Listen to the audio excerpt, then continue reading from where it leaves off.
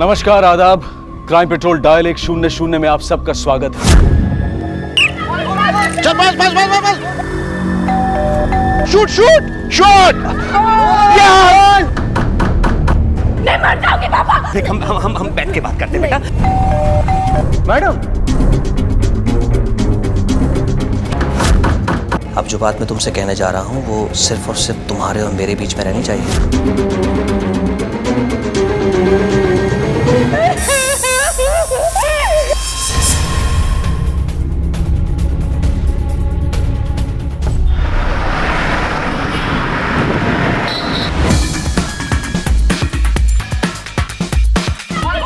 चल बस बस बस बस।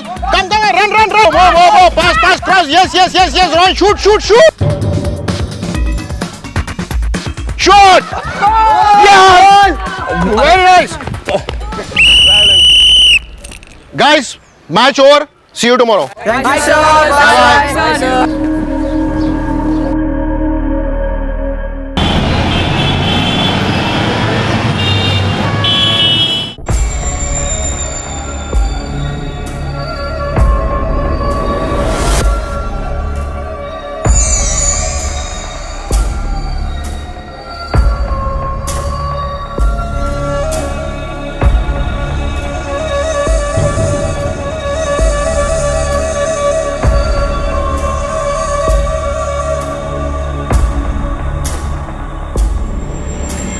हेलो।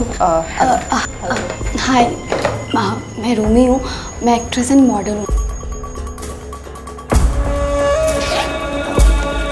ये मेरी फोटोज हैं।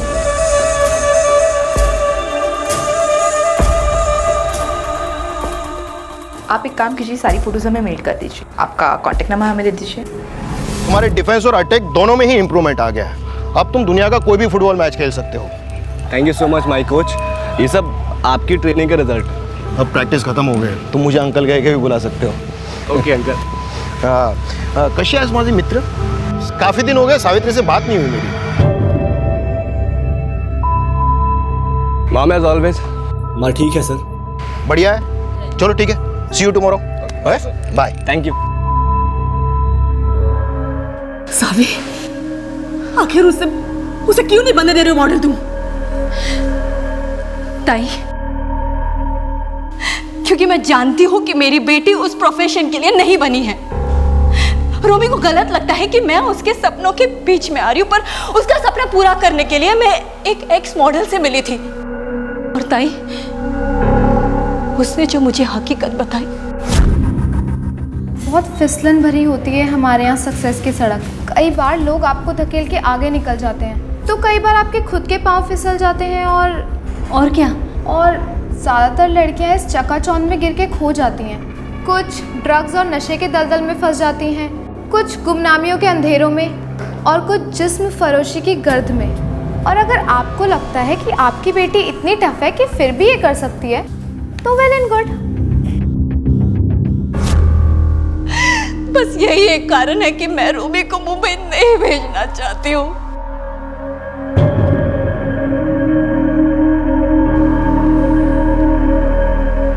सड़क पर सफर करते हुए हमने ट्रैफिक सिग्नल को जरूर देखा है और उनकी अनदेखी करने पर होने वाले हादसों को भी। सड़क की तरह हमारे जीवन के सफर में भी कुछ ट्रैफिक सिग्नल होते हैं, कुछ मर्यादाएं होती हैं, दायरे, नियम, कुछ लकीरें होती हैं जो हमारे जीवन के सफर को निर्देशित करती हैं। और जब इन निर्देशों की अवहेलना की जाती है तो क्या होता है, ये हम देखेंगे हमारी आज की इस कहानी में।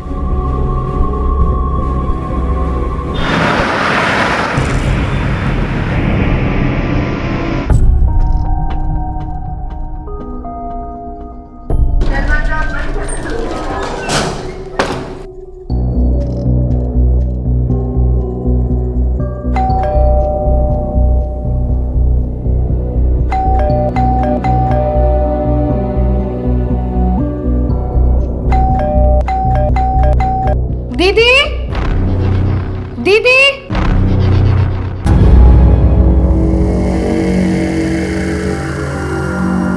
दीदी, दीदी, दीदी, अरे क्या हुआ दीदी? क्यों शोर मचा रही है सुबह सुबह? देखिए ना, मैं पिछले 3 दिनों से घर की घंटी बजा रही हूँ, पर दीदी है कि दरवाजा ही नहीं खोलती। क्या हुआ? देखिए ना, मैं पिछले 3 दिनों से घर की घंटी बजा रही हूँ, पर दीदी दरवाजा ही नहीं खोलती। घर से अजीब सी बदबू भी आ रही है।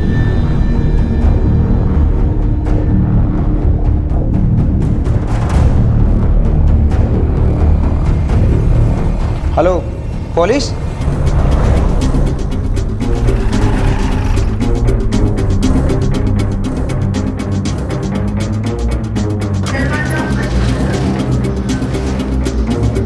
हटिए, हटिए। चाबी किसके पास है? सर मेरे पास है, मैं इस फ्लैट का ओनर हूँ।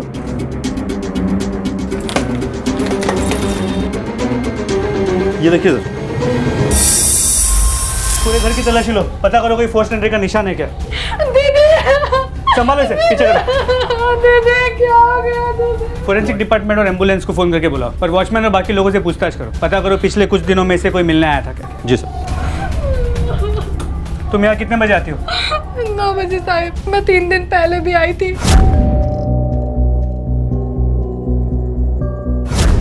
ये यहाँ अकेली रहती थी या इसके साथ कोई और भी रहता था? अकेली रहती थी सर। कभी कभी उनकी मौसी और भाई मिलने आते थे बस।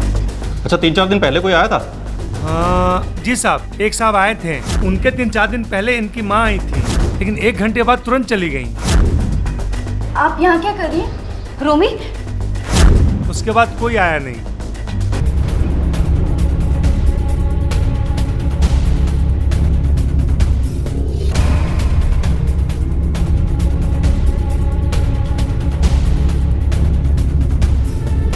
तो स्विच ऑफ।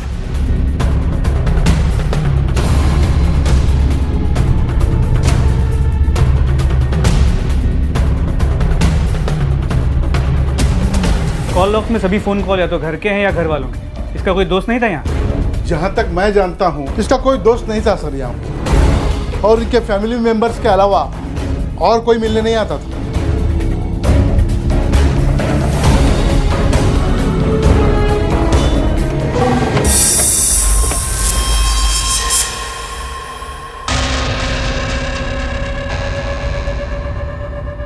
जब ये हादसा हुआ तब आप लोग कहाँ थे?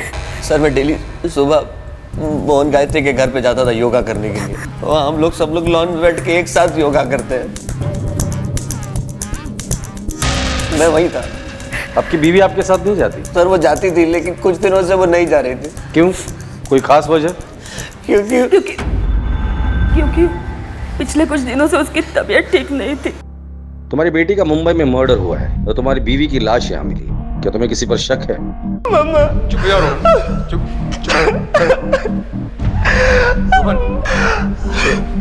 तुम कहाँ थे? सर मैं तो फुटबॉल मैच की ट्रेनिंग पे गया था। मैं हर दिन जाता हूँ। सबसे पहले लाश को किसने देखा? मैंने देखा मैडम। मैं जब सुबह सुबह आया तो घर का दरवाजा खुला पाया। मैंने मैडम को आवाज लगाया, मैडम। तो मैडम नहीं थी। मैं आवाज लगाते लगाते बेडरूम तक गया और जैसे ही खोला मैडम पंखे से लटकी हुई थी। मैडम मैं देख के घबरा गया, फिर साहब को फोन लगाया।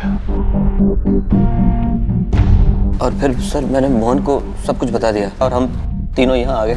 उनकी निजी जिंदगी में या घर पर ऐसा कुछ हुआ है कि जिसका असर उनके दिलो दिमाग पर हुआ है? सावित्री को रोमी का मॉडलिंग करना पसंद नहीं था। बिल्कुल खाली है। सेफ टूटी है? सर मैंने सब चेक किया था, देखा ज्वेलरी वहाँ नहीं है। मैंने ही बताया था सर। जो भी ज्वेलरी गायब हुई है उसकी एक लिस्ट बना के हमें दे दो। सर 1 मिनट ऑलरेडी है सर मेरे पास।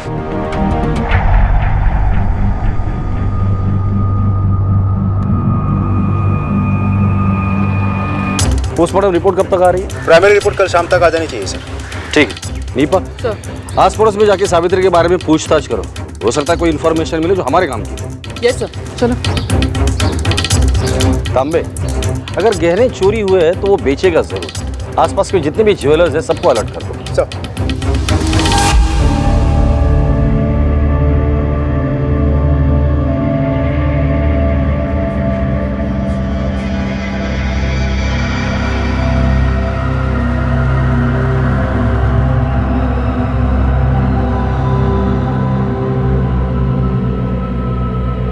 देखो रोहन, मैं समझ सकती तुम पर क्या गुजर रही होगी, लेकिन कभी अपने आप को अकेले मत समझना। तुम्हारी माँ नहीं रही तो क्या हुआ? माँ से भी तो माँ जैसी ही होती है ना। और वैसे भी अब तुम्हारी जिम्मेदारी। माँ नहीं हो आप, मासी हो, मासी बनकर रहो।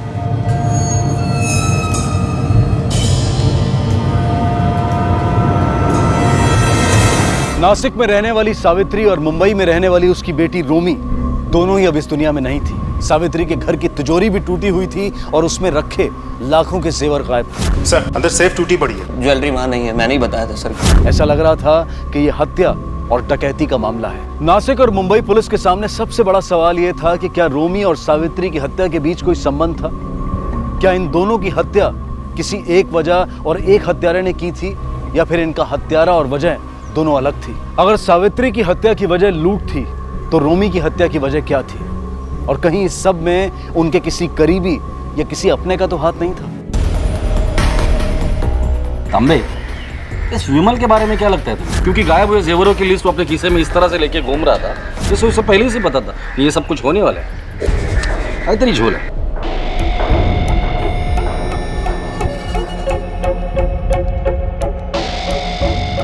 सुनो मेरी बात ध्यान से। अब जो बात मैं तुमसे कहने जा रहा हूँ वो सिर्फ और सिर्फ तुम्हारे और मेरे बीच में रहनी चाहिए।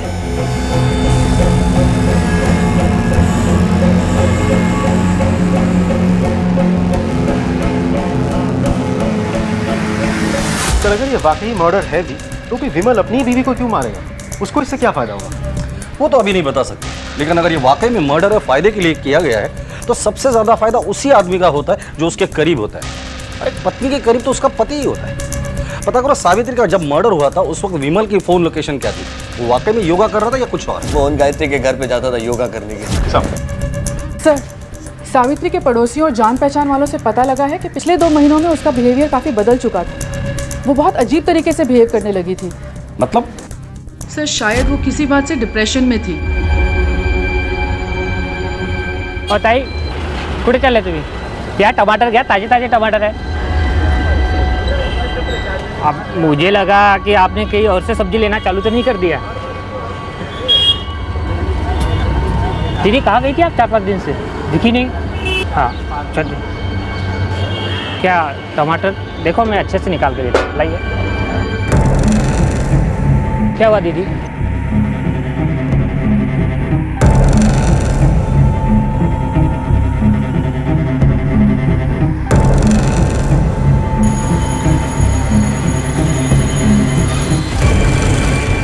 सावित्री, अरे कहाँ हो तुम? 4 दिन से कीर्तन भी नहीं आ रही हो और हम लोगों ने ना तुझे इतने कॉल किए, कॉल भी नहीं उठा रही हो।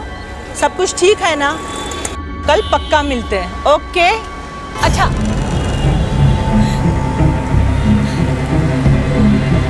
मतलब 2 महीने पहले सावित्री के साथ ऐसा कुछ हुआ है जिसके चलते वो परेशान थी, लेकिन ऐसा क्या हुआ होगा जो घर वालों को भी पता नहीं, या फिर घर वाले जानते हैं और हमसे झूठ बोल रहे हैं?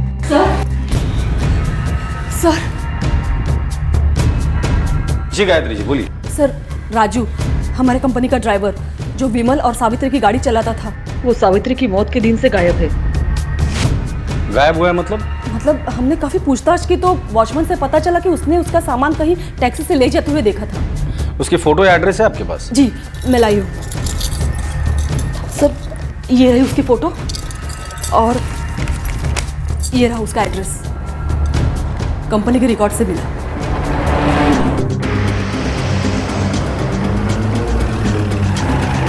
यहाँ तो ताला लगा है। सुनो जरा। जी साहब। कब से गायब है ये? सर ये 2 दिनों से बंद है और 2 दिनों से दिखाई भी नहीं दे रही है। आसपास कोई दोस्त रिश्तेदार? सर कोई रिश्तेदार तो नहीं है, लेकिन हाँ इसके 2 दोस्त हैं, श्याम और बद्री। ये इधर पास में ही रहते हैं, लेकिन सर राजू के साथ वो दोनों भी गायब है।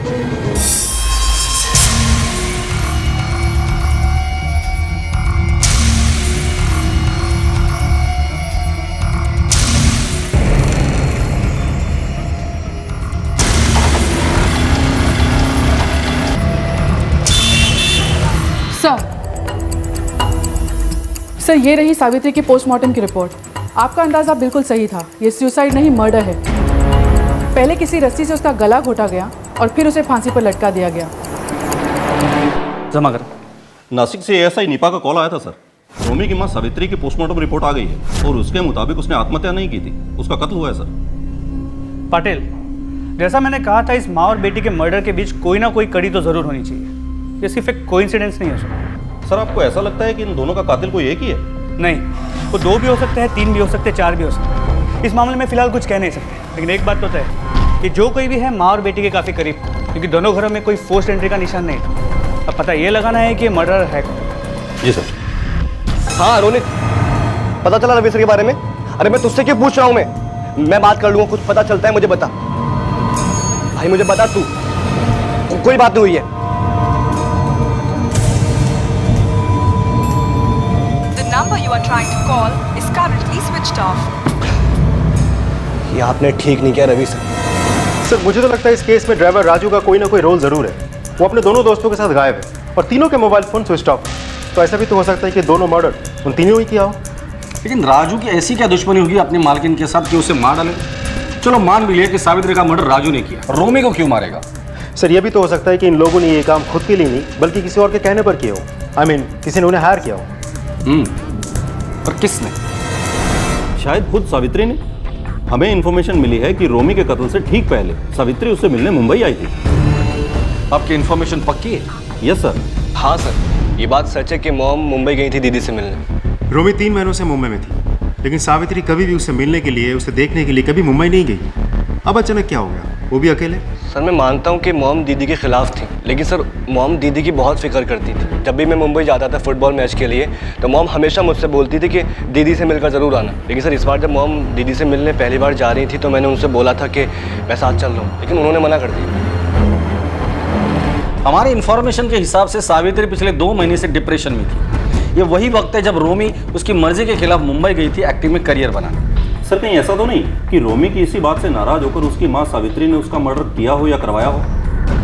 मुझे नहीं लगता इतनी छोटी सी बात के लिए कोई माँ अपनी बेटी का मर्डर करे। लेकिन चलो मान भी लेते हैं कि सावित्री ने रोमी को मारा होगा या मरवाया होगा, फिर सावित्री को किसने मारा? क्या रोमी का उठाए कदम उसकी मां सावित्री को इस कदर नागवार गुजरा कि उसने अपनी ही बेटी की हत्या कर दी? क्या ये वजह इतनी बड़ी थी जो एक मां को अपनी ही बेटी की हत्या करने पर मजबूर कर दे? मुंबई और नासिक पुलिस मिलकर इस सवाल का जवाब ढूंढने में लगी हुई थी और तभी मुंबई पुलिस को एक ऐसी सूचना मिली जिसने इस पूरे मामले में एक नया एंगल जोड़ दिया और एक नई उलझन भी खड़ी कर दी। सर अभी अभी इन्फॉर्मेशन मिली है कि रोमी मुंबई के जिस फ्लैट में रह रही थी वो उसने 10 लाख रुपए के हैवी डिपॉजिट में लिया था ताकि उसे महीने के महीने भाड़ा ना देना पड़े। और कुछ ही दिन पहले उसने 5 लाख रुपए में सेकंड हैंड गाड़ी भी खरीदी और ये दोनों ट्रांजैक्शन उसने हार्ड कैश में किए। मुंबई में काम क्या कर रही थी? कुछ खास नहीं था सर। सावित्री उसके मुंबई जाने के खिलाफ थी तो रोमी को घर से पैसे मिलने से रहे, तो फिर उसके पास इतने सारे पैसे आए कहाँ से? हमारी टीम ने पता किया है, उसका नासिक में एक अकाउंट था जिसमें उसने मुंबई जाने से पहले 5 लाख रुपए जमा करवाए थे और मुंबई में वो उसी बैंक का एटीएम कार्ड यूज करती थी। इसका मतलब रोमी के पास मुंबई जाने से पहले 20 लाख रुपए थे, वो भी कैश। इतना सारा कैश रोमी के पास आया कहां से? एक 20-21 साल की लड़की जिसने कुछ ही महीनों पहले एक नए शहर में कदम रखा था, उस शहर में अपने पांव जमाने की कोशिशें बस शुरू ही की थी, उसके पास 20 लाख रुपए की बड़ी रकम मिलना कोई सामान्य बात नहीं थी। कहां से आए थे रोमी के पास इतने पैसे, या फिर ये पैसे उसे किसी ने दिए थे, और अगर हाँ तो कौन था? नहीं सर, मैंने कोई पैसे नहीं दिए उसे, बल्कि उसने मुझसे कहा था कि वो मुंबई में अपनी किसी एक सहेली के साथ रहने वाली है। नो मैम, मुझे अच्छे से पता है कि मॉम ने दीदी की कोई हेल्प नहीं की थी। सर सावित्री खुद रोमी को हेल्प करने के खिलाफ थी, मैं भला उसकी मदद कैसे कर सकता था? मुझे कोई आइडिया नहीं कि उसके पास इतना सारा पैसा कहाँ से आया। मैं उस बारे में कुछ नहीं जानती सर। सर घर वालों के बैंक स्टेटमेंट्स।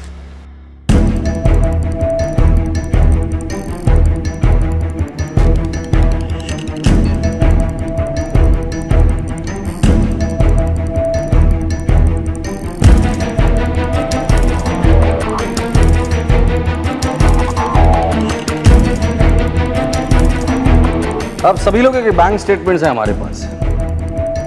आप लोगों ने जो बयान दिया था, अगर वो कोई बदलना चाहता है या और कुछ कहना चाहता है तो ये आखिरी मौका है। इसके बाद मैं किसी को मौका नहीं दूंगा बोलने का।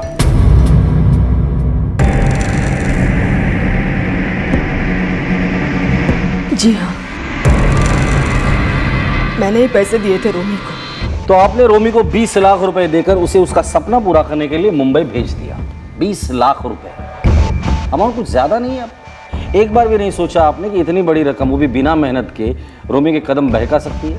मैं नहीं चाहती थी कि उस अनजान शहर में उसे कोई परेशानी हो। और रही बात रोमी की, मुझे उस पर पूरा भरोसा था, वो कुछ गलत नहीं करेगी। अगर आपका इंटेंशन इतना ही साफ था तो आपने पहले हमसे झूठ क्यों बोला था? घर में से किसी को बिना बताए मैंने उसे पैसे दिए थे। मैं नहीं चाहती थी कि विमल या घर में से कोई भी मेंबर मुझसे नाराज हो, और ये भी नहीं चाहती थी कि आप मुझ पर शक कर। हमारा शक तो आप पर अब भी है गायत्री जी। जनरली कोई भी इतना बड़ा ट्रांजैक्शन या तो चेक से करते या तो ऑनलाइन बैंकिंग से, और आपने इतनी बड़ी रकम रोमी को कैश में दी थी। बता सकती है क्यों? अगर कैश नहीं देती तो घर में सबको पता चल जाता, जो कि मैं नहीं चाहती थी। सावित्री पिछले 2 महीने से डिप्रेशन में थी। आप उनकी बहन है, आपको तो पता ही होगा क्या हुआ था सावित्री के साथ 2 महीने पहले। मैं नहीं जानती। सावित्री पिछले 2 महीने से डिप्रेशन में थी, और ये बात उसकी सगी बहन गायत्री को पता ना हो, ऐसा हो ही नहीं सकता। कुछ तो है जो ये लोग हमसे छिपा रहे हैं। सर सावित्री का बैंक अकाउंट स्टेटमेंट हमें मिल नहीं रहा था, लेकिन अब मिल चुका है और काफ़ी चौंका देने वाला है। ये देखिए सर, उसके मर्डर के ठीक 1 दिन पहले उसने 5 लाख रुपए का विड्रॉल किया था, और उसने 50,000 रुपए की पेमेंट एक नामी डिवोर्स लॉयर को भी की थी। Divorce lawyer? आप लोग? विमल जी, तुम्हारे बीवी ने मरने से ठीक 1 दिन पहले अपने अकाउंट से 5 लाख रुपए विड्रॉ किए थे। बता सकते हैं क्यों? सर मुझे खुद बैंक से मिले मैसेज के थ्रू पता चला, और मैंने उससे पूछा भी था, लेकिन उसने मुझे इस बारे में कुछ बताया ही नहीं। एक पर्सनल सवाल, क्या आपके बीवी का किसी के साथ अफेयर था? क्या बेहुदा सवाल कर रहा है? मेरी बहन ऐसे नहीं थी। तो फिर इनसे डिवोर्स क्यों लेना चाहती थी? डिवोर्स? व्हाट रमेश? सावित्री मुझसे डिवोर्स लेना चाहती थी। उसने पूरी तैयारी भी कर ली थी। जिस लॉयर के थ्रू वो डिवोर्स लेना चाहती थी, हम लोग उसे मिल भी चुके हैं, और उसने 50,000 रुपए उसको दिए भी है। सावित्री जी के दोस्त और जानने वालों का कहना है कि 2 महीने पहले से बहुत परेशान रहने लगी थी। उनका नेचर बदल गया था, वो डिप्रेशन में चली गई, और उन्हीं दिनों डाइवोर्स लॉयर से मिलना और अपना डाइवोर्स फाइनलाइज करना साफ बताता है कि कुछ तो प्रॉब्लम थी। क्या हुआ था ऐसा 2 महीना पहले?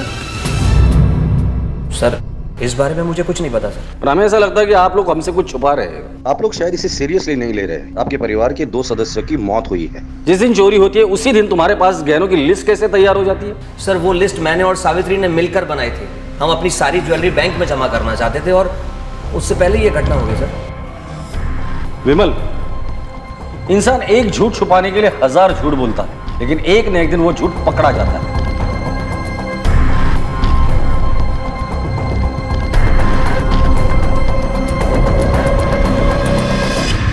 तांबे, 100% ये लोग कुछ तो हमसे छुपा रहे हैं। सर मुझे भी कुछ ऐसा लगता है, लेकिन ये लोग क्या छिपा रहे हैं ये पता लगाने के लिए हमारे पास कोई रास्ता नहीं है अभी।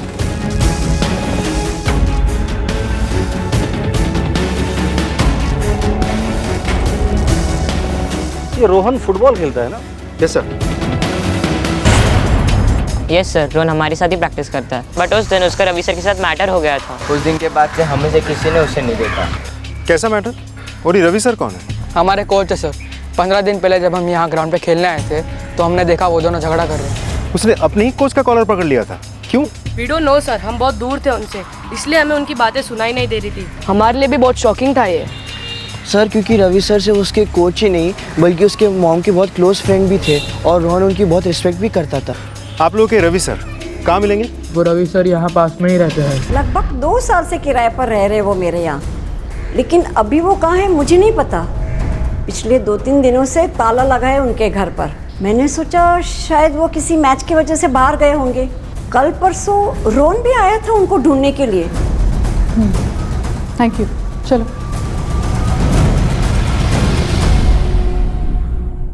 पिछले 10-12 दिनों से रोहन अपने घर से फुटबॉल प्रैक्टिस के लिए निकलता है, लेकिन वहां पहुंचता नहीं है। इंटरेस्टिंग है।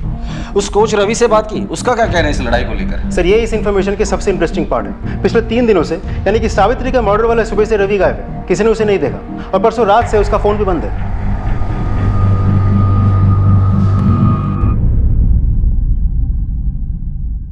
सर मैं अपनी मॉम के बारे में कुछ बात करना नहीं चाहता, बस इतना कहूँगा, she was the best mom in the world. अगर वो बेस्ट मॉम थी तो उनके बेस्ट फ्रेंड के साथ तुमने झगड़ा क्यों कर लिया? यहाँ तक कि उस पर हाथ उठाया तुमने। सर इस बात का उस बात से कोई लेना देना नहीं है, वो तो हमारा पर्सनल मैटर था। किस बात का इस केस से कितना लेना देना है ये तय करना हमारा काम है, तुम्हारा नहीं। सीधा सा सवाल पूछा, उसका जवाब दे दो। रवि के साथ क्यों झगड़ा हुआ था तुम्हारा? सर मुझे पता चल गया था कि डिवोर्स लॉयर से मेरी मॉम को रवि सर ने ही मिलवाया था। सर मॉम को समझाने के बजाय वो मॉम की हेल्प कर रहे थे डैड से दूर होने के लिए। और सर मुझे अपनी फैमिली को टूटता हुआ देखते हुए रहा नहीं गया सर। और सर मैंने सर रवि सर को समझाया तो सर वो नहीं माने तो मेरा झगड़ा हो गया। लेकिन तुम्हारी मॉम डैड को डिवोर्स क्यों देना चाह रही थी? इतने सालों की शादी के बाद मॉम और डैड के बीच ऐसा क्या हुआ जिन्हें डिवोर्स का फैसला लेना पड़ा? मुझे नहीं पता। तुम्हें नहीं पता या पता है फिर भी हमें नहीं बताना चाहते हो? कि ऐसा तो नहीं कि तुम्हारी माँ और रवि के बीच अफेयर था इसलिए रवि तुम्हारी माँ की मदद कर रहा था डिवोर्स लेने में? सर मेरी मॉम ऐसा नहीं कर सकती, वो डैड के साथ चीट नहीं कर सकती। तो फिर तुम्हारी मॉम डिवोर्स दे ही क्यों रही थी? जिस दिन तुम्हारी मॉम का मर्डर हुआ है उसी दिन से रवि गायब है। कहाँ है रवि? सर मैंने आपको बताया सर, जिस दिन से मेरा और रवि सर का झगड़ा हुआ मैं उनसे नहीं मिला और मैंने प्रैक्टिस में जाना भी छोड़ दिया। झूठ बोल रहे हो तुम। असली कहानी मैं तुम्हें बताता हूँ। तुम्हें पता चल गया था कि तुम्हारी माँ और रवि का अफेयर चल रहा है। तुमने दोनों को समझाने की कोशिश की पर दोनों ने ये रिश्ता तोड़ने से इनकार कर दिया, इसलिए गुस्से में आकर तुमने अपनी माँ और रवि दोनों को मार डाला। सच बताओ यही हुआ था ना? नहीं नहीं नहीं सर मैं झूठ नहीं बोल रहा हूँ सर मैं सच बोल रहा हूँ सर। मैंने अपनी माँ को नहीं मारा सर।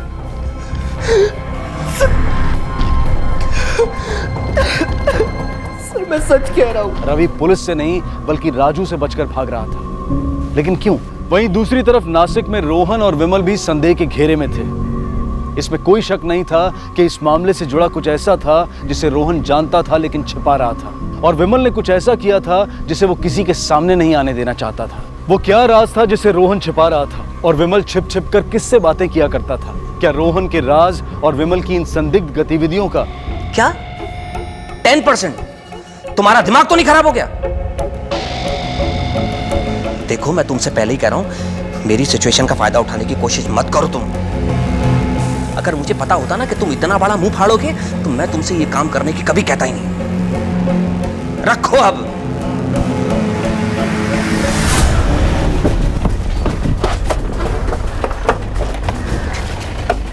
सर साइबर सेल के मुताबिक राजू का फोन यहीं आसपास का ही होना चाहिए।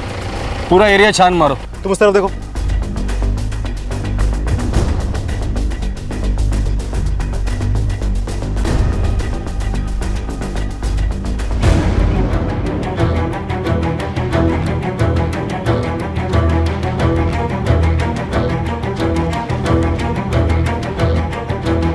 ये रहा फोन। सर साइबर सेल वालों के मुताबिक राजू के साथ यहाँ उसका दोस्त बद्री भी मौजूद था। मुझे तो लगता है राजू ने फ़ोन बंद करके यहाँ जानबूझ के फेंक दिया होगा ताकि उसकी लोकेशन हम ट्रेस ना कर पाए। कि बद्री की फ़ोन की आखिरी लोकेशन क्या है? सर मुंबई। सुबह तक तो फ़ोन ऑन था, उसके बाद से बंद आ रहा है। मुंबई पुलिस को बद्री के फ़ोन की आखिरी लोकेशन इन्फॉर्म कर दो। सर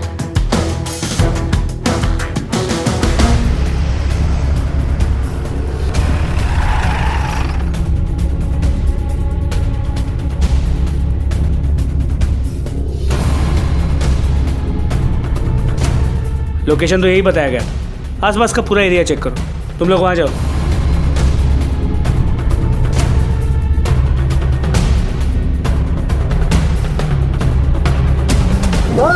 इधर आइए।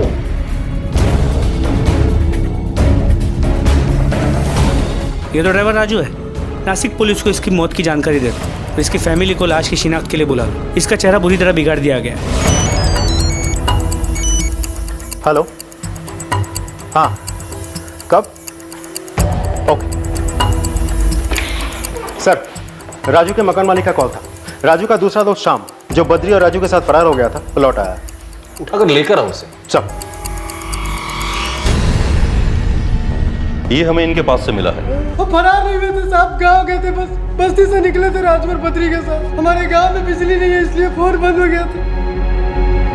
पुलिस ने शाम के बयान की तस्दीक की तो पता चला कि वो सच बोल रहा था। वो राजू और बद्री के साथ नहीं बल्कि बिहार स्थित अपने गांव में था। समझ में नहीं आ रहा था कि राजू असल में शिकारी था या शिकार। सावित्री और रोमी की हत्या अगर राजू ने की थी तो फिर राजू की हत्या किसने की? राजू रवि के पीछे था तो क्या रवि ने अपने आप को बचाने के लिए राजू की हत्या कर दी या फिर ये कहानी कुछ और ही थी? इन सारे सवालों का जवाब अब सिर्फ रवि दे सकता था। लेकिन क्या रवि पुलिस के हाथों में आएगा या फिर कुछ ऐसा घटने वाला था जिसका अंदाजा शायद पुलिस ने भी नहीं लगाया था?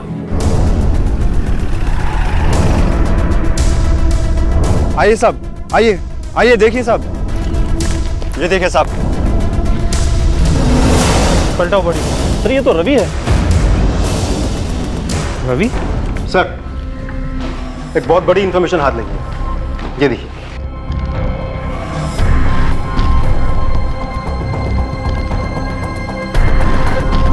उठाकर लेकर आओ इसे। सर क्या है ये सब? अपना सब कुछ बेच के हमेशा हमेशा के लिए यहाँ से फरार होने की तैयारी चल रही थी, क्यों? मैं बताता हूँ, तुम्हारी बीवी सावित्री और रवि का अफेयर चल रहा था, जिसके चलते तुम दोनों के बीच झगड़े होने लगे। सावित्री डिप्रेशन में चली गई, फिर रवि की मदद से वो तुम्हें डिवोर्स देने की तैयारी कर रही थी। ये बात तुम्हें जैसे ही पता चली, तुमने सबसे पहले सावित्री और फिर रवि को मार डाला अपने ड्राइवर राजू की मदद से, और फिर राजू का भी मुंह बंद किया। और अब ये सारी प्रॉपर्टीज बेचकर यहाँ से फरार होने का प्लान है तुम्हारा। सर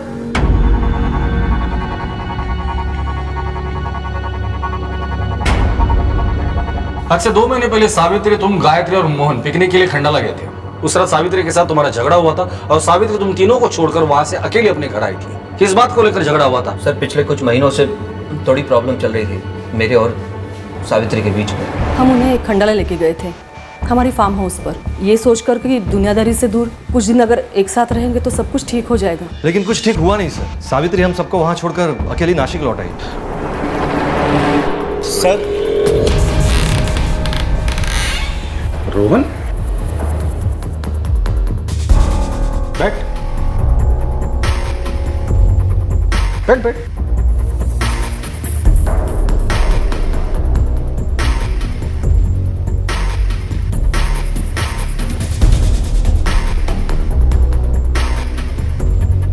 कुछ बताना चाहते हो? हाँ सर, मैं ये पूछ रहा था कि मॉम और रोमी के कातिल का कुछ पता चला सर? बस मैं यही पूछ रहा था। मैं चलता हूँ। रोहन। जी सर। सच से मुंह मोड़ने से सच्चाई छिपती नहीं है। अगर तुम चाहते हो कि तुम्हारी माँ और बहन के कातिल को पकड़ा जाए और उन्हें इंसाफ मिले, तो जो बताने आए थे वो बताओ हमें। सर मैं ये चाहता हूँ कि उनका कातिल पकड़ा जाए, लेकिन सर मैं ये भी नहीं चाहता कि मेरी मॉम की बदनामी हो। अच्छी तरह समझते हो क्या चाहते हो आप? क्या मॉम ने? रोहन। हाँ जाने दोस्त, लेकिन 24 घंटे नजर रखना उस पर। Yes sir.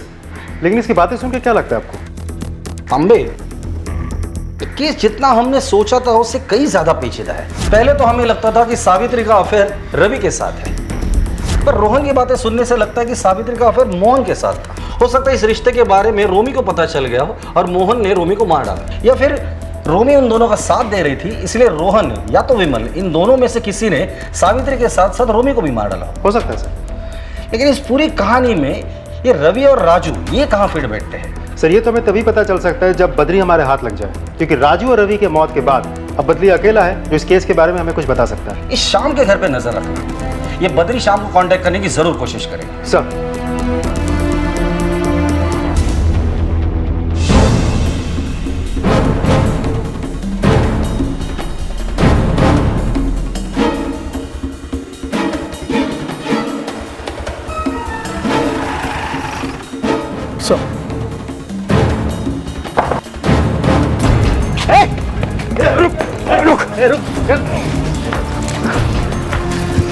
राजू, अपना कार्ड उनके पास छोड़ दिया ताकि आप लोगों को लगे कि मैं मर चुका हूं साहब। सावित्री और रोमी को भी तुमने ही मारा था ना? जी साहब, उस दिन विमल साहब के योगा जाने के बाद मैं उनके घर गया था और मैं अपने साथ साथ जेवर भी ले गया साहब। सावित्री के पहले तो तूने रोमी को मारा था ना? हाँ साहब, उससे 3 दिन पहले। अब अनजान शहर का मामला था, अपने साथ बद्री को भी साथ ले गया था और उसी के बाइक से हम मुंबई पहुंचे।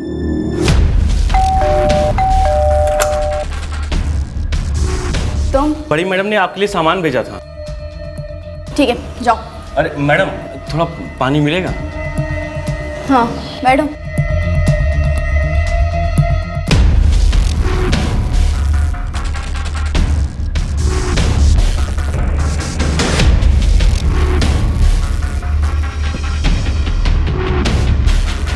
ये लो।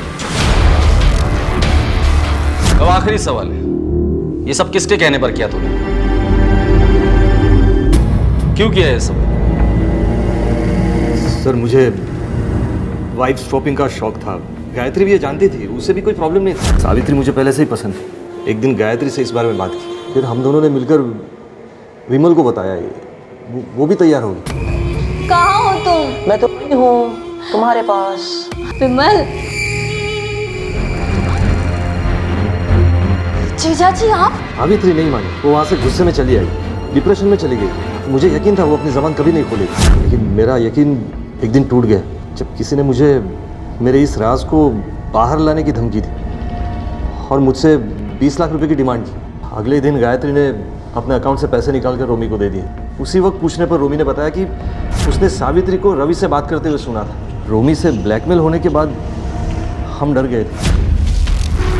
तभी मैंने फैसला किया मुझे क्या करना है, और अपने इस राज को बाहर आने से रोकने के लिए तुमने सबसे पहले रोमी, फिर सावित्री और फिर रवि को मरवा डाला। अब आखिरी सवाल, उस दिन सावित्री ने तुम्हारे सामने पल्लू क्यों गिराया था? तुम्हें तुम्हारी औकात दिखाने के लिए ना?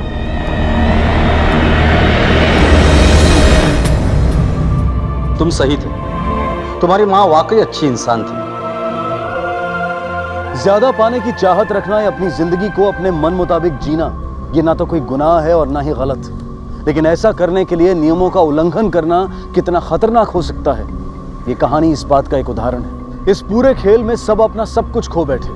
हम इस कहानी से सबक लें और सड़क की तरह जीवन के सफर में भी नियमों का ख्याल रखें, उनका पालन करें। कहते हैं कि वो कहानी व्यर्थ है जिसका कोई सार ना हो, वो जीवन व्यर्थ है जिसका कोई महत्व ना हो। हमारे जीवन में हर एक चीज का एक महत्व है, फिर वो अहमियत चाहे इंसान की हो, रिश्तों की हो, पैसे की हो, समय की हो, या फिर वो किसी की जान की अहमियत हो।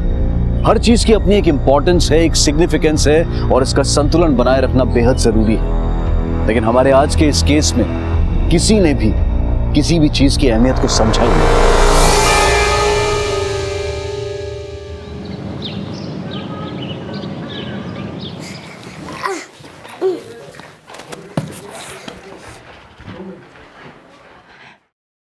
मधु बेटा, क्या हुआ?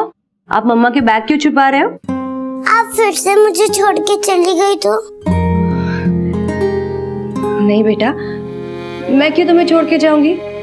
अभी अभी तो आई हूँ मैं आपको छोड़ के कहीं नहीं जाऊंगी। सच्ची? हाँ। आप जब घर पे नहीं होते हो मेरा मन भी नहीं लगता और मुझे आपकी बहुत याद आती है। मैं तुम्हें छोड़ के कभी नहीं जाऊंगी बेटा, कभी नहीं जाऊंगी मैं तुम्हें छोड़ के।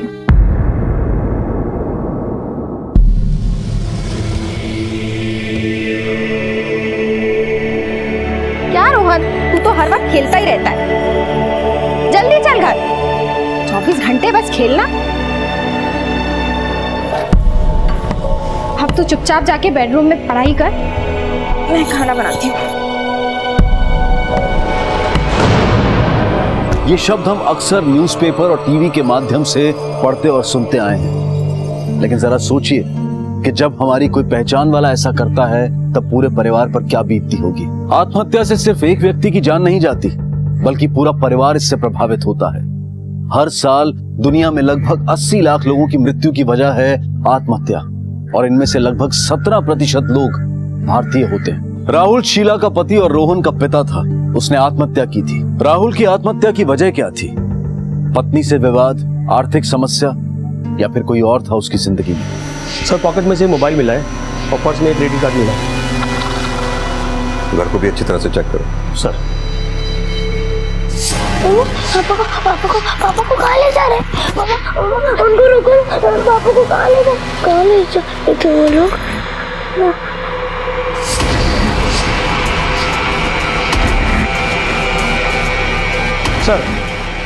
सर, जिस तरह से घर का सारा सामान अपनी जगह पे है और फोर्स एंट्री के भी कोई निशान नहीं है, देख के तो यही लगता है सुसाइड केस है, लेकिन सर घर पे कोई सुसाइड नोट नहीं मिला। जब क्राइम स्पॉट क्लीन हो और सुसाइड का कोई रीजन ना हो तो शक के दायरे में सबसे पहले फैमिली मेंबर्स ही आते हैं। एक काम करो, ये राहुल शर्मा की कॉल डिटेल्स और क्रेडिट कार्ड की हिस्ट्री निकलवाओ। सर। पापा, ये आपके लिए, खोल के देखिए ना। मम्मा मम्मा मम्मा मम्मा, आपने कहा था ना मैं कैसी लग रही इस फ्रॉक में? तुम इस फ्रॉक में बिल्कुल इस गुड़िया जैसी लग रही हो।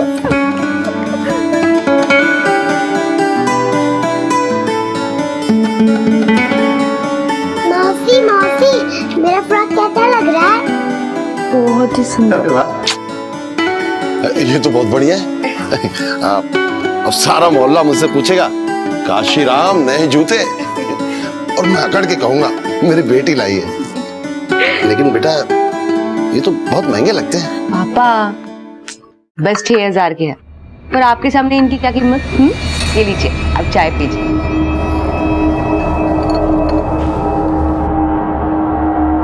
दीदी क्या बात है, क्या बढ़िया चाय बनाई है आपने। क्या खाक बनाई है?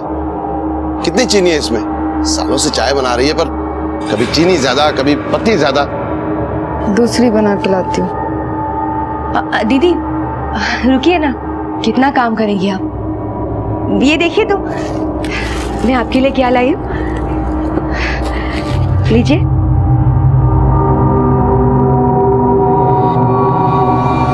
नहीं नहीं सर, मैं इस सुसाइड की वजह नहीं हूँ। मैं जानती हूँ इन सब की वजह कौन है। कौन है? मीरा। ये मीरा कौन है? सर एक नंबर की कमीनी औरत, मेरी अच्छी खासी जिंदगी को तबाह कर दिया सर उसने। मैं तुम्हारे आगे हाथ जोड़ती हूँ। मैंने तुम्हें बोला ना, मुझे तुम्हारे साथ नहीं रहना। मैं मीरा के पास जा रहा हूँ। राहुल प्लीज, राहुल मत जाओ। राहुल राहुल मीरा को कैसे जानता था? मालूम नहीं सर, बस इतना जानती हूँ कि राहुल ने उस मीरा के चक्कर में अपने परिवार को ठुकरा दिया। पर सर पता नहीं अचानक से राहुल को क्या हुआ कि वो 1 महीने पहले ही घर आ गए थे। मेरा पति लौट के तो आ गया था मेरे पास, लेकिन वो मेरा ना हो सका और अंत में उन्होंने मौत को गले लगा लिया। आखिर कौन थी ये मीरा? क्या रिश्ता था उसका राहुल से? क्या वाकई में उसका राहुल से कोई रिश्ता था भी, या फिर शीला सिर्फ पुलिस को गुमराह कर रही थी? सर पड़ोसियों से पूछताछ की तो सबने एक ही बात कही कि 5-6 महीने पहले राहुल घर से गायब हो गया था और पिछले महीने अचानक वापस भी आ गया। शरीर शीला सही कह रही थी। राहुल की पॉकेट से जो क्रेडिट कार्ड मिला था उसका क्या हुआ? सर ये रहा स्टेटमेंट। सर पिछले 5-6 महीने में राहुल ने काफी खर्चा किया और ज्यादातर खर्चा beauty parlour, boutique, ladies garment store यहाँ पर हुआ है सर। और सर एक बात और, पिछले महीने राहुल ने 2 लाख रुपए कैश विड्रॉ किया बैंक से और उसके बाद वो घर आ गया। कहीं ऐसा तो नहीं है 2 लाख रुपए शीला नहीं दबा लिए हों? सर 2 लाख रुपए? मुझे राहुल ने कोई पैसे नहीं दिए सर। आपको यकीन नहीं है तो पूरे घर की तलाशी ले लीजिए, मैं सच कह रही हूँ। सर 1 मिनट रुकिए। सर ये देखिए, 3 महीने से बिजली का बिल नहीं भरा है। सर ये देखिए, राशन वाले का पिछला बकाया। सर वो पैसों के लिए रोज परेशान करता है। रोहन की फीस भी नहीं भर पाई हूँ। सर ये देखिए स्कूल का नोटिस। सर अगर मेरे पास 2 लाख रुपए होते तो मैं ये सारे हिसाब चुकता नहीं कर देती। तो वो पैसे गए कहाँ? और कहाँ जाएंगे सर? उस मीरा पे ही नौछावर किए होंगे। पुलिस को अब तक मीरा के बारे में कुछ पता नहीं चल पाया था, और वहीं मीरा कई दिनों बाद अपने घर लौटी थी। लेकिन उसके पास इतने सारे पैसे कहां से आए कि वो पूरे परिवार के लिए इतना महंगा सामान खरीद कर लाई? क्या वो 2 लाख रुपए की रकम वाकई में मीरा के पास थी? पुलिस के लिए इस वक्त सबसे अहम कड़ी थी मीरा तक पहुंचना।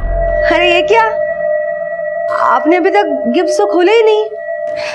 ये दीदी देखिए तो कितने सुंदर गिफ्ट लाई हो आपको। देखिए ये हरा रंग बहुत सुंदर लगेगा आप पे। ये देखिए, हाँ हरा रंग बहुत अच्छा लगता है आप पे। देखिए, वाह, पहन के बताइए इसे। नहीं चाहिए क्या? तो आपको कुछ और चाहिए था?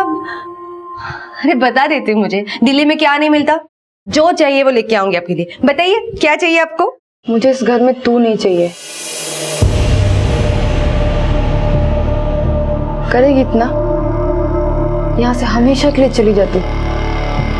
लेकिन इतनी नफरत क्यों मुझसे? नफरत क्यों है? खुद से क्यों नहीं पूछती? मुझसे क्या पूछ रही है?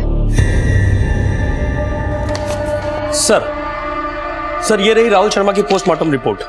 मौत विंड पाइप चोक होने की वजह से हुई है। सर मैंने राहुल का फोन और कॉल रिकॉर्ड दोनों चेक किया। सर पिछले 6 महीने में राहुल इस नंबर से कांस्टेंट टच में था। कॉल्स भी हो रहे थे और मैसेजिंग भी। लेकिन सर पिछले महीने राहुल मैसेज तो भेज रहा था लेकिन जवाब आना बंद हो गया और अब ये नंबर आउट ऑफ सर्विस है सर। जरूर ये नंबर मीरा का होगा। नहीं सर, हैरानी की बात तो ये है कि ये नंबर राहुल के फोन बुक में मीरा के नाम से सेव्ड है और सिम कार्ड किसी प्रशांत सिन्हा के नाम पर रजिस्टर्ड है। ये रहे मैसेजेस, ये देखिए। प्लीज मीरा, वापस आ जाओ। मुझे ऐसे इग्नोर मत करो, मैं तुम्हारे बिना नहीं जी सकता। अचानक उस नंबर से जवाब आना बंद हो गया, क्या वजह हो सकती है? और वो सिम कार्ड प्रशांत के नाम पे रजिस्टर्ड है। आखिर है कौन ये प्रशांत? कहाँ रहता है? सर दिल्ली लॉ कॉलेज का स्टूडेंट है, करोल बाग में रहता है।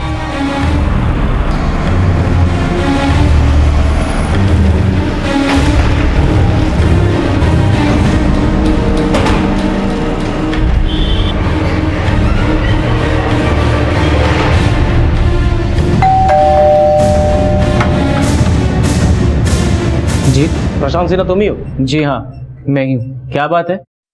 मेरा तो ये नंबर है 7232857669। आप ये जो नंबर बता रहे हैं ये तो मेरा नंबर है ही नहीं। ये नंबर तुम्हारे नाम पर रजिस्टर्ड है और राहुल ने ये नंबर मीरा के नाम से सेव किया हुआ है। राहुल से कई बार बात भी हुई है, सैकड़ों कॉल्स, अनगिनत मैसेजेस, सारे के सारे मीरा के नाम पर। कौन है ये मीरा? क्या चक्कर है? कैसे जानते हो तुम इसे? हाँ सर, शायद ये मीरा ने किया होगा। बहुत चालाक है, मेरे डॉक्यूमेंट्स यूज किए होंगे उसने। मीरा को कैसे जानते हो? सर मेरी एक्स गर्लफ्रेंड थी वो। व्हाट? तुम्हारी गर्लफ्रेंड? जी सर, करीब 1.5 साल पहले हम लोग मिले थे। ये देखिए, ये शर्ट आप पे बहुत सूट करेगा। अभी आप इंसिस्ट कर ही रही है तो ट्राई करना तो बनता है। चेंजिंग रूम बाहर।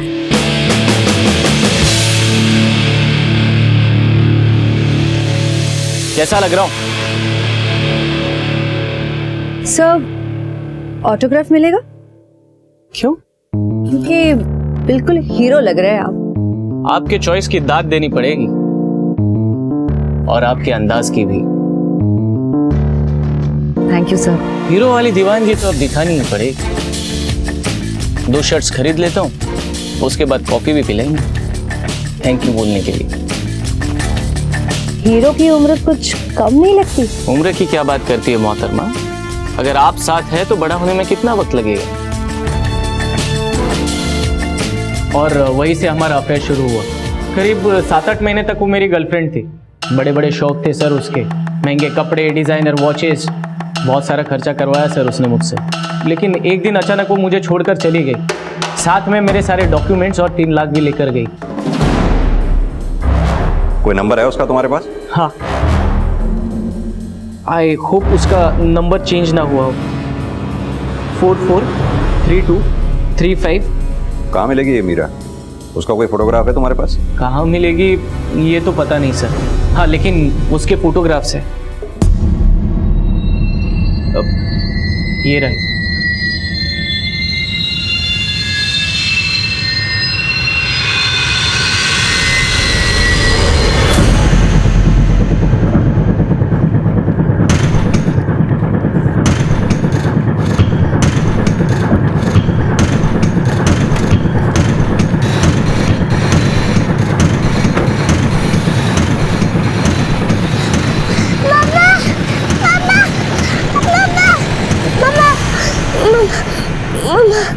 बेटा, क्या हुआ बेटा?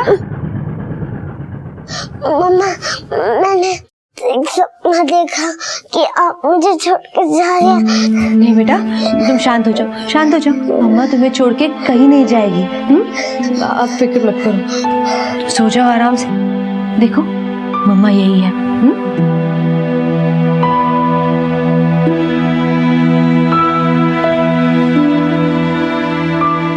अरे वाह काशू भाई, बेटी हो तो मीरा जैसी, आप सबका कितना ख्याल रखती है। अरे सिर्फ परिवार का ही नहीं, घर का भी ख्याल रखती है। देखो घड़ी, जूते और सोफा सेट, डाइनिंग टेबल। वाह काशी, बड़े खुशनसीब हो जो ऐसी बेटी मिली। लीजिए, पकड़ो लीजिए। अरे कितनी बार तुझे कहा है कि तेल निकाल दिया कर, तो सुनती नहीं। मेरा हार्ट अटैक करवा के टन पड़ेगी तुझे। वो मीरा ने जो कागज के नैपकिन लाए ना, उससे पोंछ के ला जा।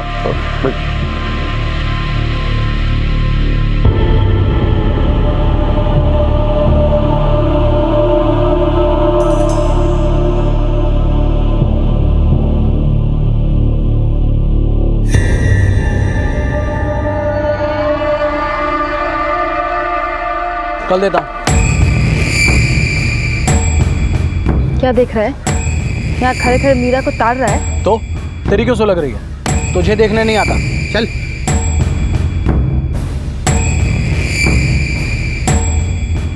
इसे पहचानते हैं आप? ये तो मीरा है सर। ये लगभग 1.5 साल पहले हमारे यहाँ काम करती थी, लेकिन उसके बाद उसने नौकरी छोड़ दी थी। किस तरह की लड़की थी? अब सच बोलूं तो सर, इसका काम में बिल्कुल दिल नहीं लगता था। जब देखो तब मेल कस्टमर को ताड़ा करती थी। कोई अच्छा कस्टमर मिला बस हाँ ही शुरू। अच्छा हुआ इसने खुद ही नौकरी छोड़ दी 2 महीने में, नहीं तो मैं खुद ही इसे नौकरी से निकालने वाला था। आपके पास आपके एम्प्लॉइज के आईडी प्रूफ, एड्रेस वगैरह कुछ तो होगा? हाँ सर, हम सारे एम्प्लॉइज के आईडीज लेते हैं। दीजिए। जी जस्ट मिनट।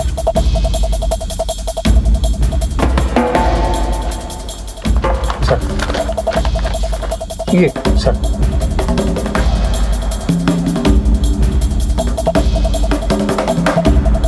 सर ये तो राजनगर गाजियाबाद का एड्रेस है।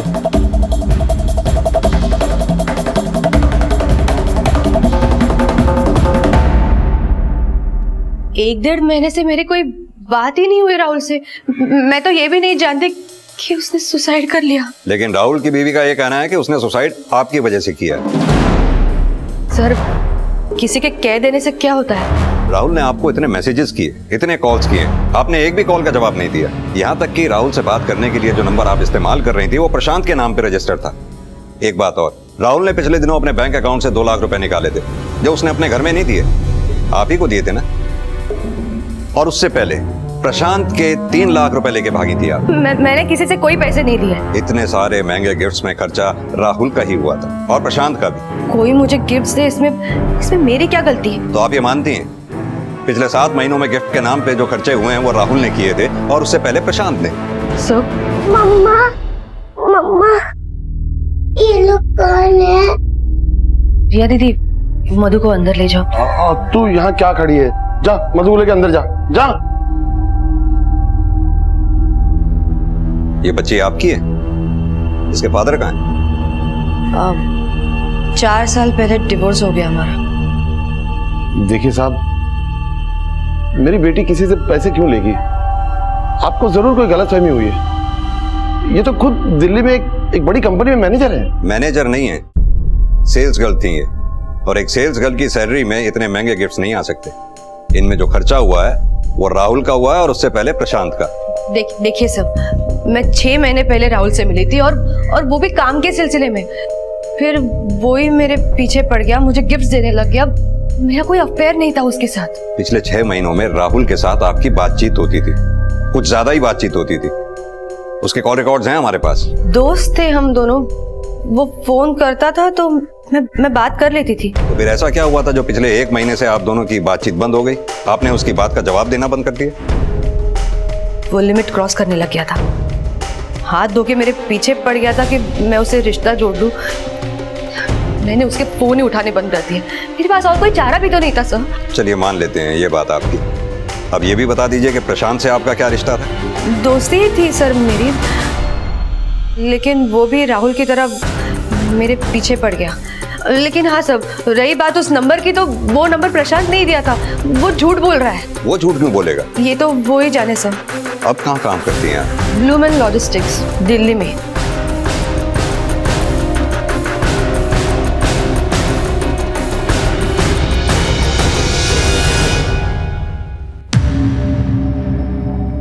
क्या हुआ? डर लग रहा है? तेरी सच्चाई जो सबके सामने आ गई है अब।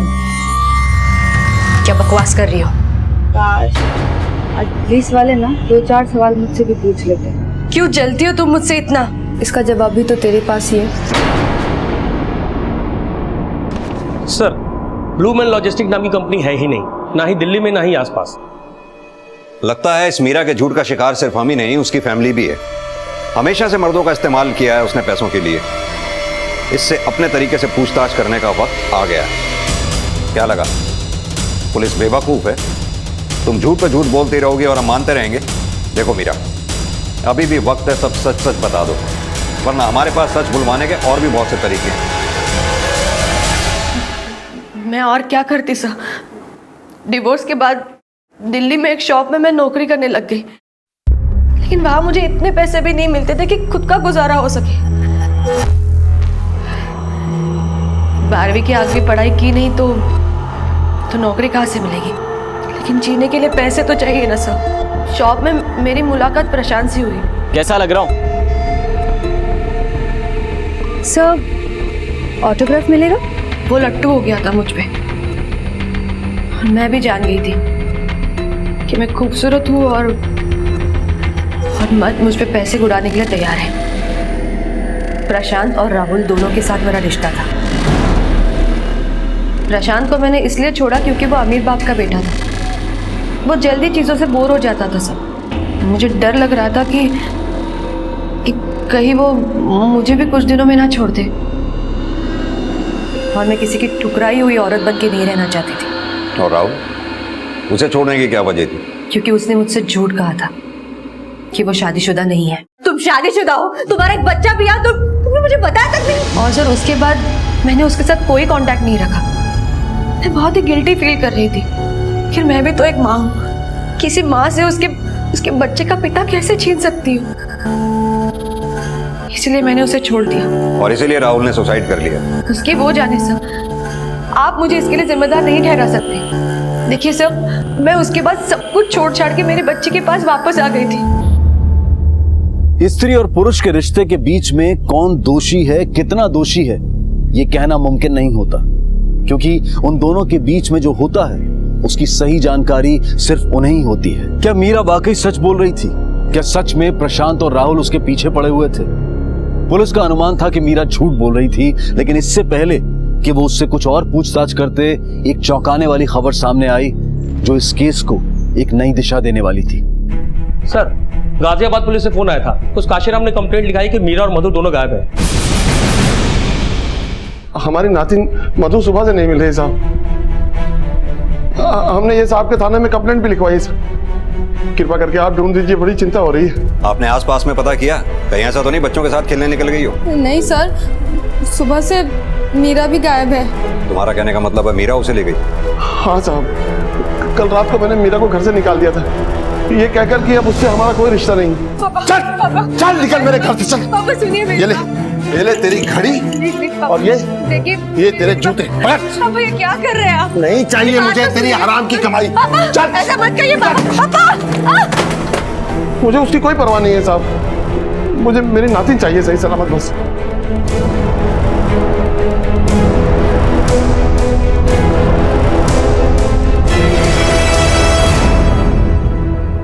कोई लीड नहीं मिले मीरा की।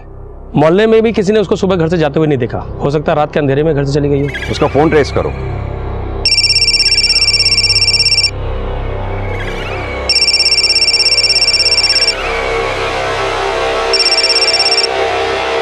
हेलो,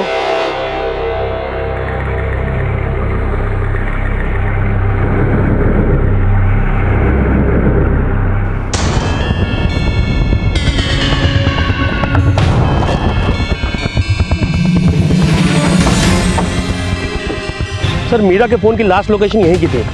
उसके बाद उसका फोन स्विच ऑफ हो गया। आसपास अच्छी तरह से छानबीन करो, हो सकता है शायद कोई क्लू मिले। सर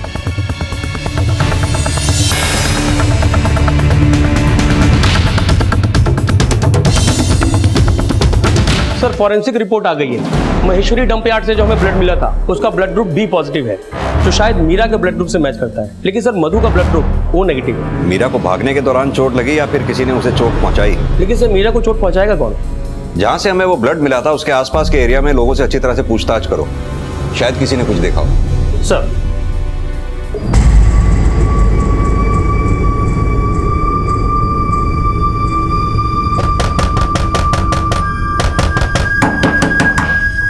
पापा सब ठीक है ना? आपने लॉक क्यों लगाया है? मैं ठीक हूँ, तू चिंता मत कर।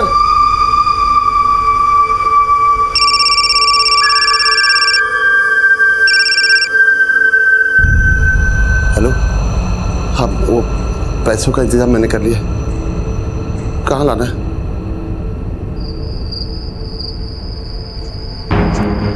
हेलो, मैं आ गया हूँ जहाँ कहा था आपने। पैसों का बैग पेड़ के नीचे रख दो। लेकिन मेरी नातिन। जैसा कहा जा रहा है वैसा करो, नहीं तो बच्ची को भूल जाओ। नहीं मैं ये देखो हाँ रख दिया। कहाँ है मेरी नातिन? पीछे घूमो और 15 कदम चलने के बाद दाहिने मुड़ जाओ। वहाँ एक दीवार होगी, उसके पास वेट करो, तुम्हें अपनी नातिन मिल जाएगी।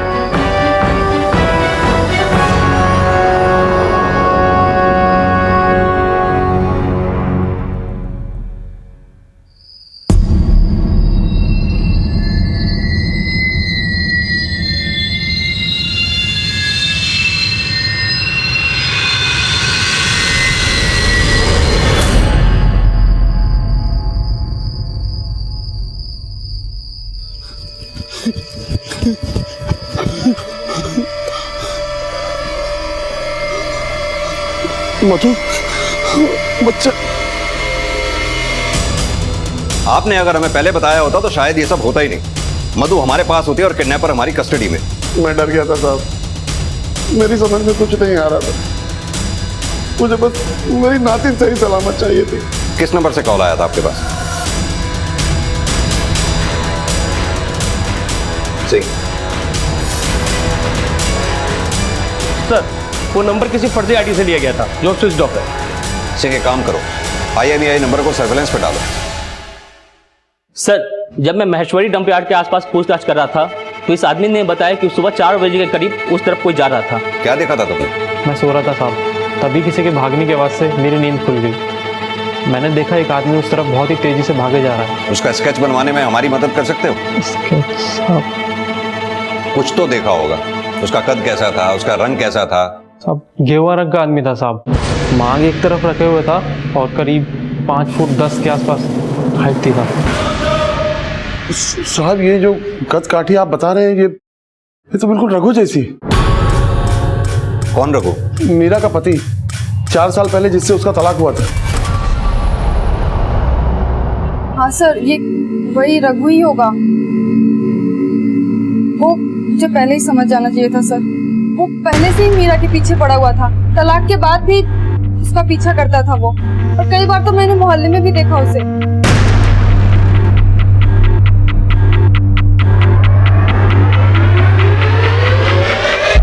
ये सरासर झूठ है। मैं अपना सारा काम काज छोड़कर मैं मीरा का पीछा क्यों करूँगा?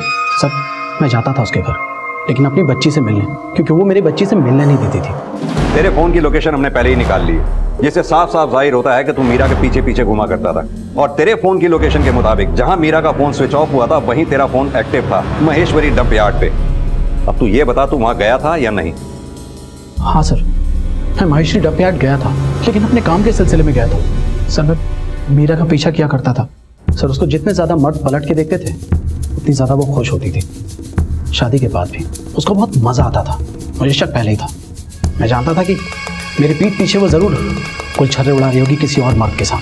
मुझसे रहा नहीं गया, तो एक दिन ऑफिस जाने के बहाने मैंने उस पर नज़र रखी और उसको रंगे हाथों पकड़ लिया। उसकी अकड़ तो देखिए, पकड़े जाने के बावजूद वो मुझे ही छोड़ के चली गई और साथ में मेरी बच्ची को भी ले गई। गलती रघु की है, वो मीरा पे शक करता था, बात बात में उसे मारता था। अब ऐसे में वो उसे छोड़कर नहीं जाएगी तो क्या करेगी?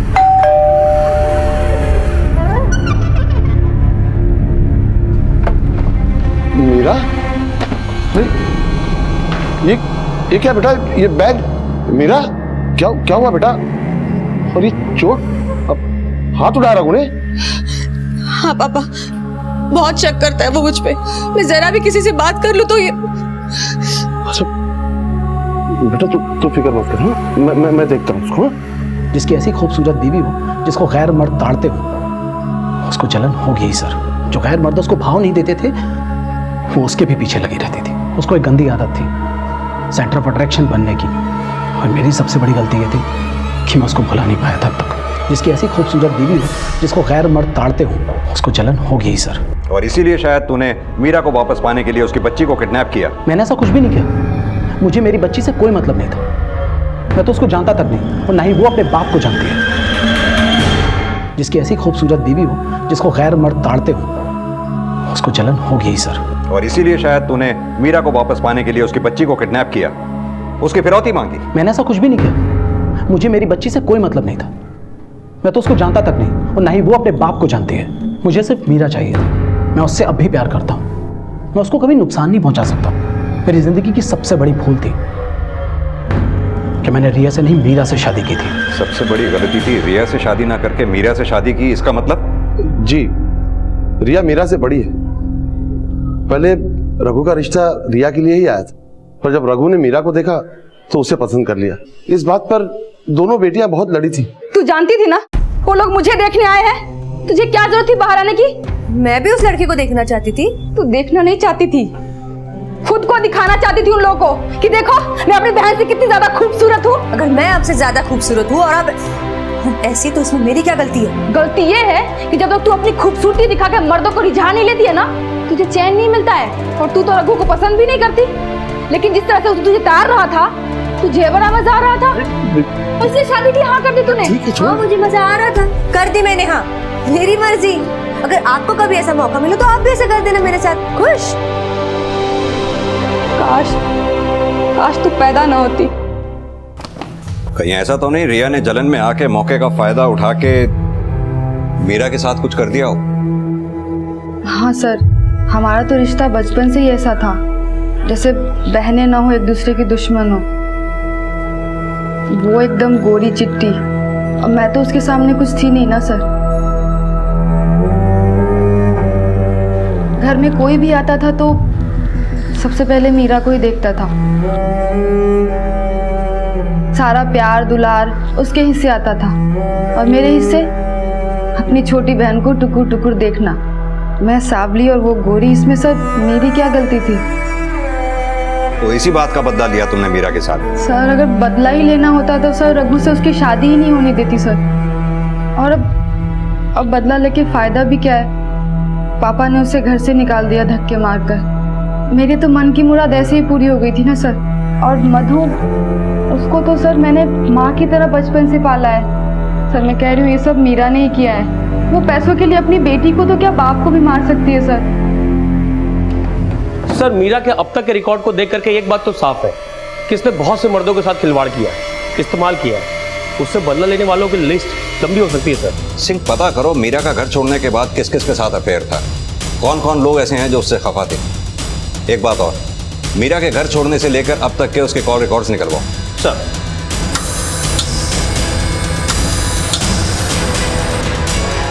सर मीरा के कॉल रिकॉर्ड से पता चला है कि उसके फोन से आखिरी कॉल किसी मनीष पालीवाल को हुआ। मनीष पालीवाल? कहाँ रहता है ये मनीष पालीवाल?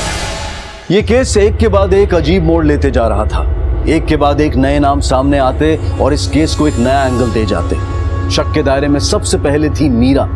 उसकी शख्सियत, उसके चरित्र पर कई सवाल खड़े कर रही थी और अब मीरा और मधु दोनों के लापता होने के बाद उनसे जुड़े तथ्यों को परखना मुश्किल हो रहा था। रिया के खिलाफ भी कोई ठोस सबूत नहीं था और अब एक और नया नाम, मनीष पालीवाल। कौन था ये मनीष पालीवाल और उसका इस केस से क्या ताल्लुक था? क्या पुलिस इस केस को सुलझाने के बेहद करीब थी या फिर मनीष पालीवाल भी इस केस को एक नई दिशा की तरफ मोड़ देगा?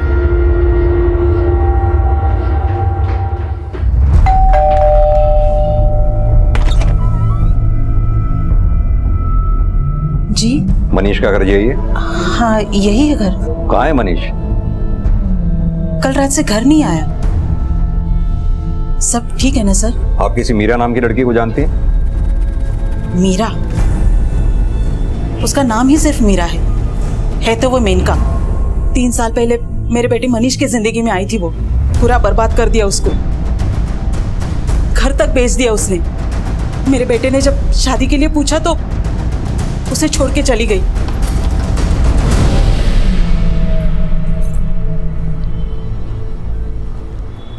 माँ, खाने को देना, बहुत भूख लग रही है माँ।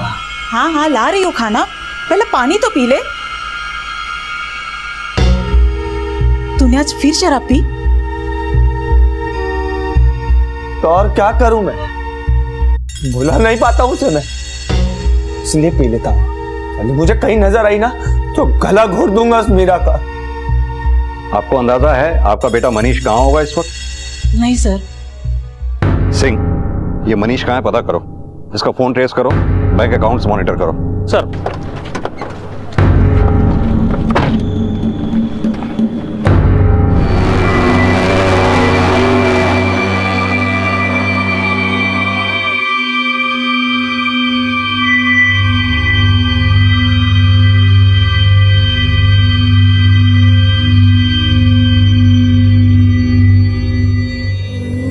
सर मधु की पोस्टमार्टम रिपोर्ट आ गई है। जिस रात काशीराम ने फिरौती की रकम दी उसके कुछ घंटे बाद मधु को मार दिया गया और मौत गला घोटने की वजह से हुई। सवाल यह है कि पैसे मिलने के बाद किडनैपर ने बच्ची को मारा क्यों? हो सकता है मधु ने किडनैपर का चेहरा देख लिया उसे। हेलो, ठीक है सर, मनीष का फोन ट्रेस हो गया, उसकी लोकेशन मिल गई सर। चलो।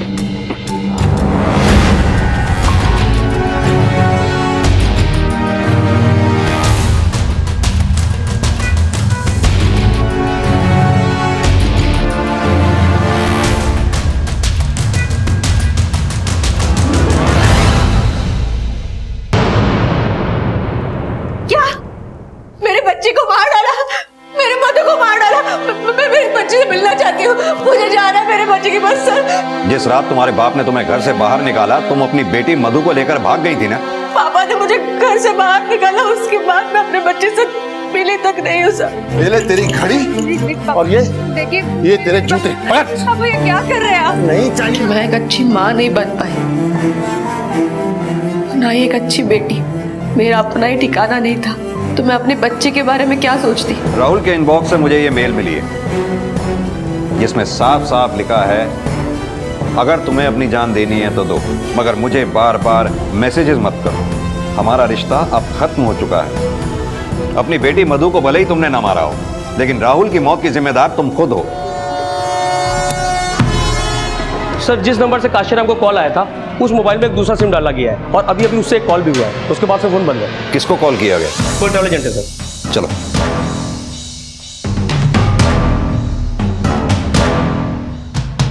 सर, इस नंबर से एक आदमी ने बुकिंग कराई तो है, मुंबई की सर, प्रदीप तिवारी, ये इसका आधार कार्ड है। तो 6 बजे की है ट्रेन। सिंह, नंबर नोट करो, 5486-1466। ये आधार कार्ड नंबर से इसकी डिटेल्स और फोटोग्राफ निकालो और 2 घंटे में इसकी ट्रेन है। तुरंत एक टीम लेकर स्टेशन पहुंचो। सर।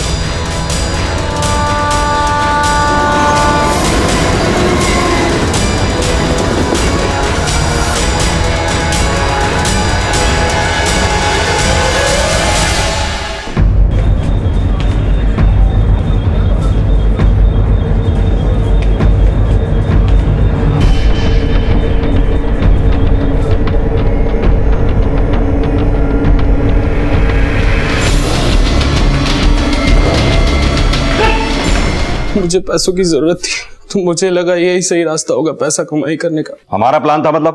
और कौन है इस प्लान में तेरे साथ? सारी उम्र बीत गई थी और मेरी शादी नहीं हुई थी। जो भी रिश्ते आते थे वो मेरी शक्ल देखकर वापस चले जाते थे। और फिर बाद में तो सर वो रिश्ते भी आने बंद हो गए थे सर, और मेरे बाप के दिल से मेरी शादी का ख्याल भी निकल गया था, क्योंकि उसको घर में एक काम करने वाली मिल गई थी और मीरा की बच्ची के लिए आया। फिर प्रदीप का रिश्ता आया सर। उसने भी सामने से कुछ नहीं बोला, लेकिन एक दिन। देखो, मैं तुम्हें पसंद तो करता हूँ, लेकिन सच बात यह है मेरा कारोबार अच्छा नहीं चल रहा है। मुझे पैसों की ज़रूरत है और जब तक मैं सेटल नहीं हो जाता मैं तुमसे शादी नहीं कर सकता। तुम समझ रही हो ना मेरी बात? मैंने घर में देखा था, महंगा महंगा सामान था, पैसे वाले लोग लग रहे थे। मैंने सोचा लड़की बदसूरत है, पैसा ऐड सकते हैं, वो ऐसे ही खुश हो जाएगी अगर मैं शादी के लिए हाँ बोल दूँ तो। सर, मैं बहुत खुश थी कि देर से ही सही लेकिन मेरी शादी होगी। पैसे कहाँ से लाती थी? मीरा से पैसे मांगने की कोशिश की, लेकिन इतने सालों तक तो मेरे कमाए हर रुपए को ताने देती थी, फिर आज अचानक मेरे पैसों से इतना प्यार क्यों? नहीं मिलेंगे पैसे। मैंने सोचा था पैसे वाले लोग हैं, आसानी से निकल आएगा, लेकिन बाद में पता चला उसका बाप एक मामूली क्लर्क था और सारा पैसा उसकी बहन के पास था। इसलिए मैंने रिया को और उकसाया और मीरा की बेटी को किडनैप करने का प्लान बनाया। अगर तुम्हें पैसे ही चाहिए थे तो फिर मधु को क्यों मारा, फिरौती लेने के बाद भी? उसको मारना नहीं चाहती थी मैं। हमारा प्लान था कि मधु को किडनैप करके मीरा और पापा से पैसे मांगेंगे, लेकिन पापा को मीरा की सच्चाई पता चल गई और उन्होंने उसे घर से निकाल दिया। फिर हमने सोचा कि हम अपना प्लान कैंसिल कर देते हैं, लेकिन उसी रात मैंने मीरा को बाहर जाते हुए देखा और मधु को गायब कर दिया सर। सोचा कि सारा शक मीरा पर जाएगा और प्लान था कि पैसे मिलते ही मैं और प्रदीप मधु को वापस कर देंगे। पुलिस भी ये सोचेगी कि मीरा ने ये सब पैसों के लिए किया।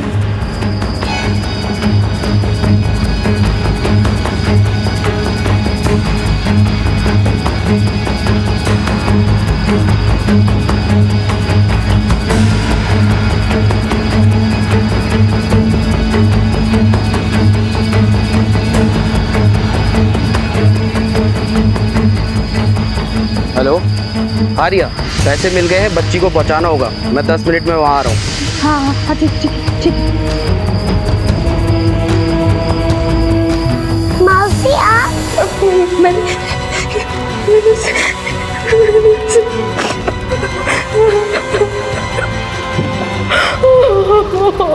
गलत काम करके कोई आज तक नहीं बचा।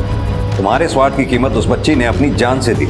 अब सारी जिंदगी अपने गुनाहों की सजा काटना जेल में। जो पास था वो खास नहीं था, जो गलत था वही उन्हें सही रास्ता लगा। यहां तक कि अपनी जान की अहमियत को भी नहीं समझा और आत्महत्या जैसा गलत रास्ता चुना। मीरा, रिया, उनके पिता या फिर वो सारे मर्द जो मीरा के संपर्क में आए, किसी ने भी सही वक्त पर सही चीज को अहमियत नहीं दी। ये जरूरी नहीं है कि हमें सब मिल जाए या जो ना मिला हो उसे चालाकी से, धोखाधड़ी से छीन लिया जाए, क्योंकि क्विक मनी, शॉर्टकट और तुरंत मुनाफे जैसी कोई चीज इस दुनिया में एग्जिस्ट ही नहीं करती। इसी विचार के साथ अब मैं अनूप सोनी आपसे विदा लेता हूं। फिर मुलाकात होगी अगले एपिसोड में एक और चौंका देने वाले केस के साथ। तब तक अपना और अपने परिवार का ख्याल रखें और देखते रहें क्राइम पेट्रोल डायल 100। सबक एक को, सीख हम सबको। जय। क्राइम पेट्रोल के और भी दिलचस्प कहानी देखने के लिए हमारे चैनल को सब्सक्राइब करें और बेल आइकॉन दबाना न भूलें।